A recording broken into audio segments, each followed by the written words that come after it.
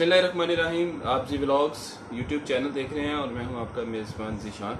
आज की वीडियो में हम डिस्कस करेंगे जी कि आपके अकाउंट में कितना मिनिमम बैलेंस होना चाहिए कि आपका वीज़ा आसानी से लग सके। मैं बात कर रहा हूं बड़े ममालिक की, जैसे Europe, Schengen, America, UK, USA, Canada, Australia वगैरह वगैरह। तो जी आज की वीडियो जो है आपने एंड तक देखनी है। आपको आज बैंक स्टेटमेंट के हवाले से जो क्लोजिंग बैलेंस है, जिस पर बहुत ज़्यादा वीज़ा कंफ्यूज होते हैं, उसके बारे में मालूमात दी जाएगी। अगर अभी तक आपने हमारा चैनल लाइक सब्सक्राइब नहीं किया तो प्लीज़ उसको सब्सक्राइब कर दें और घंटी के बटन को ज़रूर दबा दीजिएगा ताकि आपको आने वाली तमाम नोटिफिकेशन मिल सके। बात करते हैं जी तुर्की की। इसका जो है वीज़ा पाकिस्तान से बहुत ज़्यादा अप्लाई किया जाता है। टूरिज्म के हवाले से ये बड़ा अच्छा कंट्री है। लोग बहुत ज़्यादा सवाल पूछते हैं कि तुर्की के वीज़े के लिए कम से कम कितना बैलेंस होना चाहिए कि हमारा वीज़ा आसानी से लग सके। आप चाहे बिजनेसमैन हो या सैलरीड पर्सन हो, आपके अकाउंट में मैं ये जाती तौर पर समझता हूँ कि कम से कम क्लोजिंग बैलेंस 3 से 5 लाख का होना निहायत ही ज़रूरी है। आपको एक जनरल ओवरव्यू मैं देता हूँ कि कम से कम आपकी बैंक स्टेटमेंट को किस तरह जो है असेस किया जाता है। वीज़ा ऑफिसर आपकी बैंक स्टेटमेंट को किस तरह असेस करता है, तो वो आपके फंड्स को किस तरह देखता है ताकि आपको वीज़ा जो है ग्रांट किया जा सके।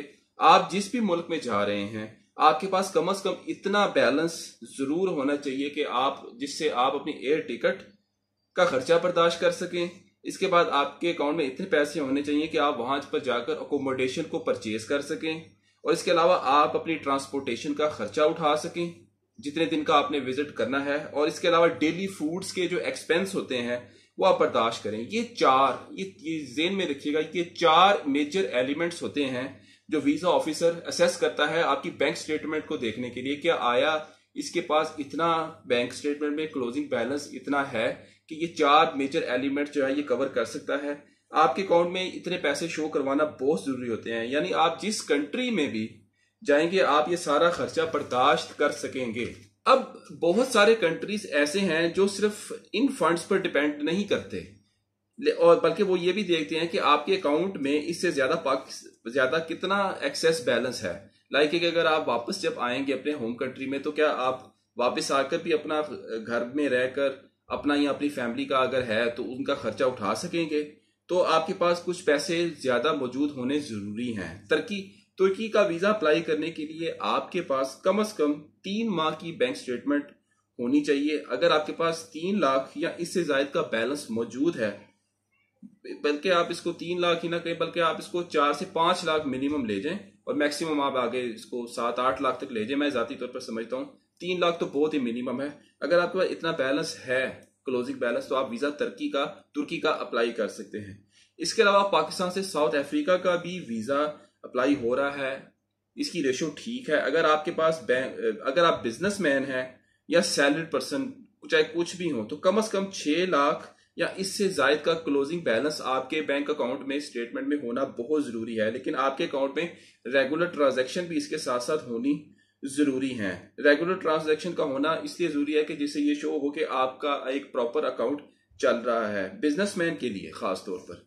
अगर बात करते हैं जी शेंजन की, अगर हम शेंजन कंट्रीज की बात करें, ये ममालिक भी इन तमाम 4 फैक्टर्स को जो मैंने पहले बताए हैं उनको काउंट जरूर करते हैं। शेंजन कंट्रीज के लिए ये सजेशन है कि आपके अकाउंट में कम से कम 8 से 10 लाख का बैलेंस जरूर मेंटेन होना चाहिए, और अगर आपकी ट्रैवल हिस्ट्री अच्छी है तो आप इसको 6 से 7 लाख तक बैलेंस कर लें। तो जो इसके अलावा जो शेंजन वीजा है आपकी बिजनेस की नोयत, आपके बैंक ट्रांजैक्शन की नोयत और आपके पर्सनल सर्कमस्टांसिस पर मुनसर कर रहा होता है।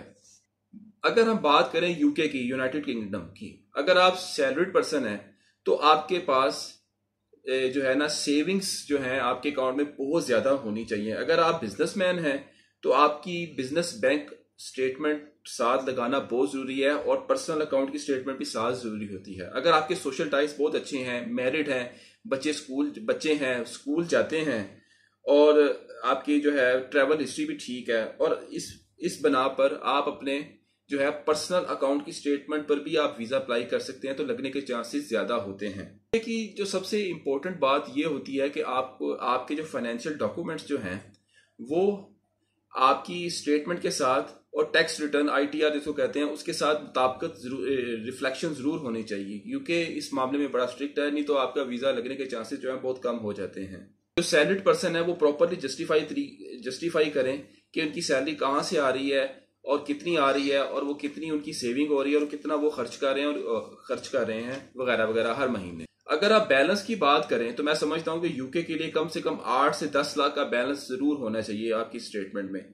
ऑस्ट्रेलिया जो है 6 माह की स्टेटमेंट मांगता है, कम से कम 8 से 10 लाख का बैलेंस जो है इसके लिए बहुत जरूरी है। और तकरीबन लगभग न्यूजीलैंड के वीजे का भी यही क्राइटेरिया है जो ऑस्ट्रेलिया का है।